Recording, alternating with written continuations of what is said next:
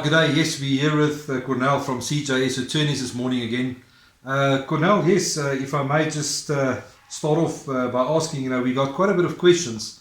And the question that we normally get regarding the trustee's indemnity is, what is the liability regarding the property?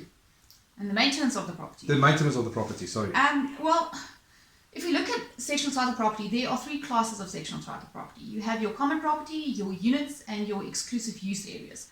Now, generally, and I say generally because there's always an exception to the rule, but generally the owners are liable for their sections and maintaining their sections. When it comes to the common property, the body corporate will be responsible, with the exception of geysers, because that will always be the owner's responsibility. When you get to the exclusive use areas, these are a bit more tricky, as they technically still common property. So the body corporate needs to maintain these, but the Act says that any cost associated therewith can be recovered from the owners. So if you're an owner holding rights to these areas, just rather make sure that you maintain these areas rather than running the risk of paying all the costs for the maintenance and repairs if the body corporate needs to do this. I think the question comes in where does a section end and where does a common property begin? That's also a question that I get often.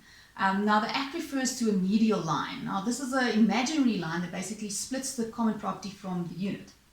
And if you look at exterior doors and windows, they fall on this medial line. So it's partially part of the common property and partially part of the unit. So the cost with repairs and maintenance should be split 50-50 between the owner and the body corporate.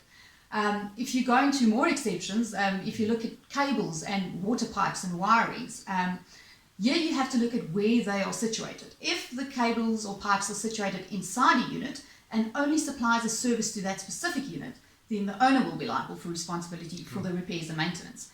If the cables or pipes are situated within a unit and they supply more than one unit, then the body corporate will be liable. If they're situated on common property, the body corporate will be liable regardless of whether it supplies only one unit or more than one unit.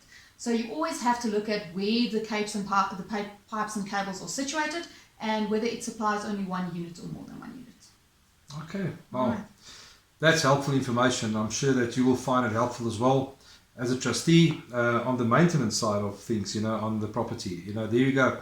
Cornell, thank you for your time once again, and we're looking forward to the next educational video. Thank you so much.